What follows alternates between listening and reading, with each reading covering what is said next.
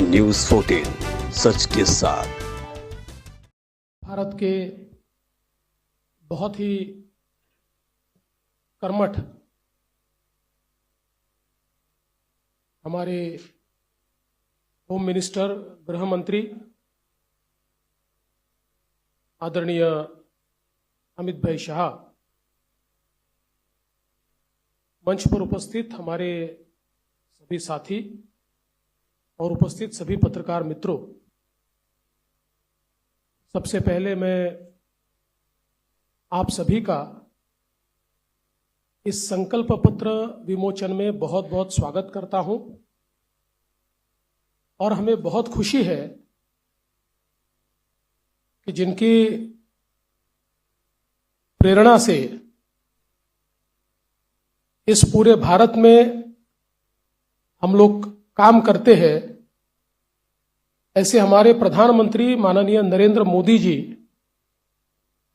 इनके संकल्पों को महाराष्ट्र में यथार्थ में लाने का काम इस संकल्प पत्र के माध्यम से हो रहा है और भारत में हम सभी को जो ऊर्जा देते हैं, लड़ने की ताकत देते हैं और सामने खड़े रहकर हमारे साथ जो हमेशा युद्ध में आगे होते हैं, ऐसे आदरणीय गृह मंत्री अमित भाई शाह जी के हाथों से ये संकल्प पत्र का विमोचन हो रहा है।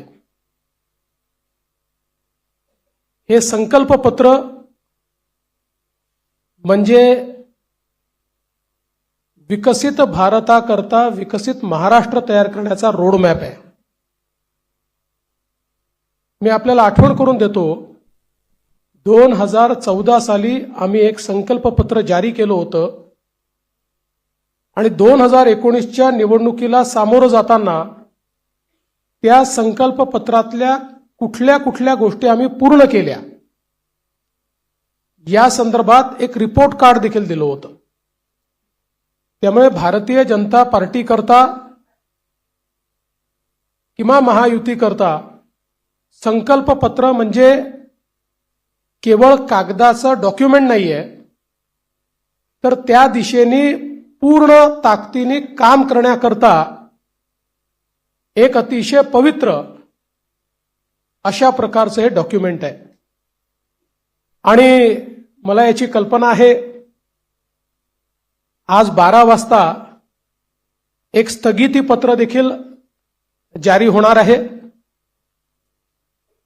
या महाराष्ट्रामध्ये ज्यांना केवळ चालणाऱ्या प्रोजेक्ट्सला स्थगिती देण्यामध्ये रस आहे, अशा लोकांचं एक पत्र 12 वाजता या ठिकाणी येणार आहे। पण मी एकच गोष्ट सांगू इच्छितो, महाराष्ट्रातल्या जनतेचा विश्वास हा निश्चितपणे महायुतीवर आहे, भारतीय जनता पक्षावर आहे।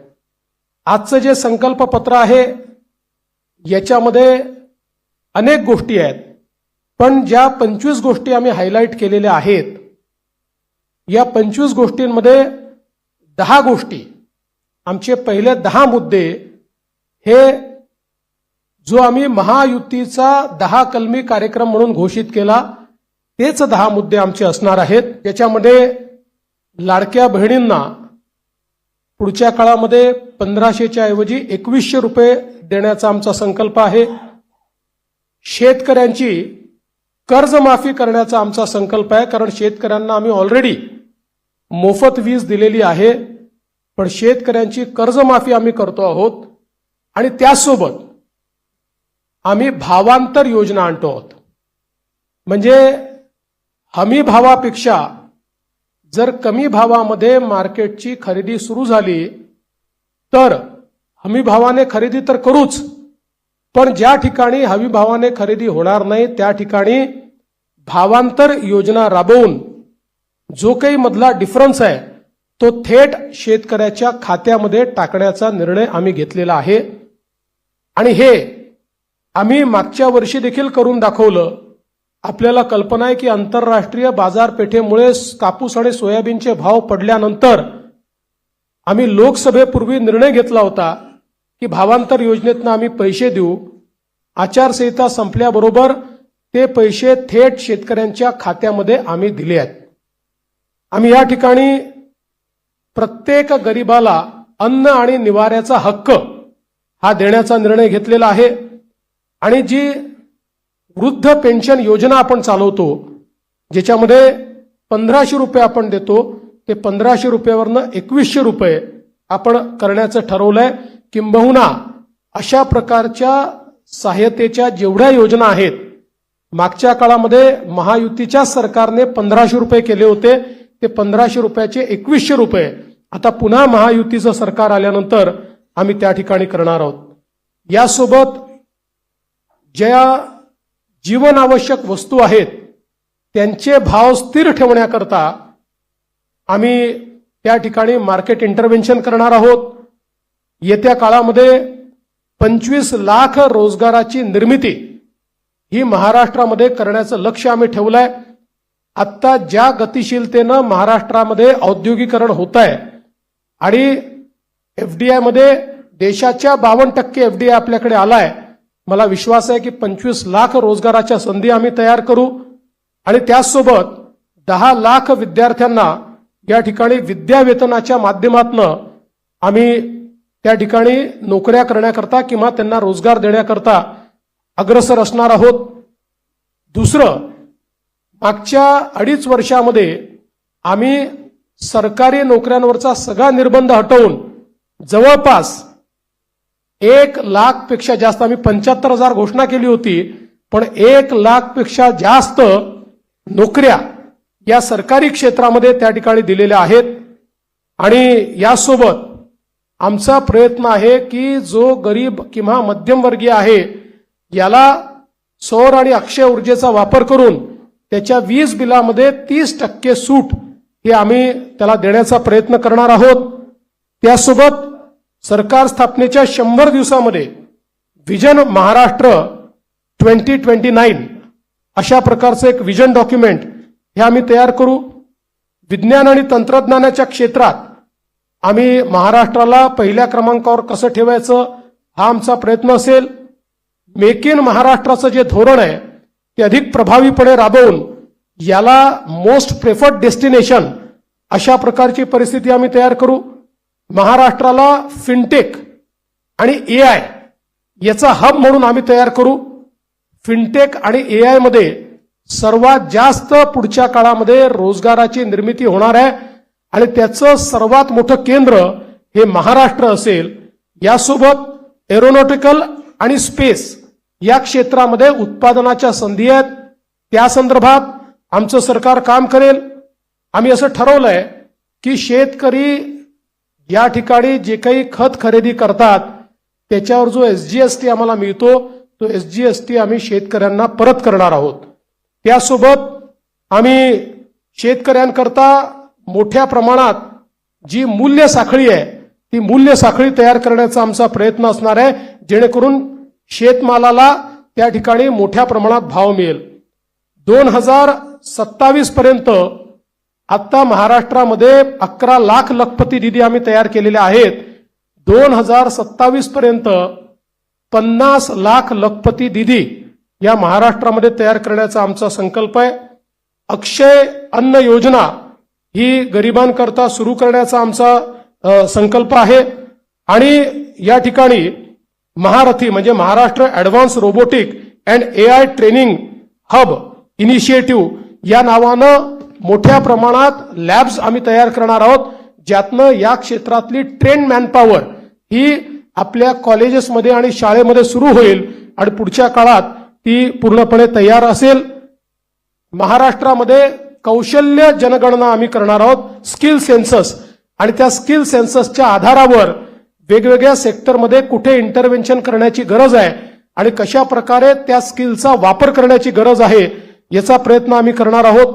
यासोबत छत्रपती शिवाजी महाराज आकांक्षा केंद्र हे आम्ही तयार करणार आहोत, ज्याच्यामध्ये कोवर्किंग स्पेसेस असतील, इन्क्युबेशनच्या सुविधा असतील, ज्यातनं स्टार्टअप्समध्ये मोठ्या प्रमाणात विद्यार्थी असो किंवा स्टार्टअप करणारे जे नवतरुण असतील या सगळ्यांना एकत्रितपणे शेअर्ड पद्धतीनं सगळ्या प्रकारच्या प्लग अँड प्लेच्या सुविधा आम्ही देऊ. त्यांना इन्व्हेस्टमेंट न करता आपला व्यवसाय हा त्या ठिकाणी सुरू करता येईल. उद्योजकांना देखील नवीन उद्योजक तयार करण्याकरता 15 लाखापर्यंत बिनव्याजी कर्ज हे देण्याचा आमचा प्रयत्न आहे. आमचे जे विविध महामंडळ आम्ही तयार केलेले आहेत विविध घटकांकरता त्यांना हे बिनव्याजी कर्ज 15 लाखापर्यंत देण्याचा आमचा निर्णय. यासोबत ओबीसी असतील, ईबीसी असतील, ईडब्ल्यू असतील, एनटी असतील, व्हीजेएनटी असतील आणि अर्थातच एससी आणि एसटी असतील, या सगळ्यांना शिक्षण शुल्क आणि परीक्षा शुल्काची प्रतिपूर्ती करायची हा निर्णय देखील या ठिकाणी आम्ही घेतलेला आहे.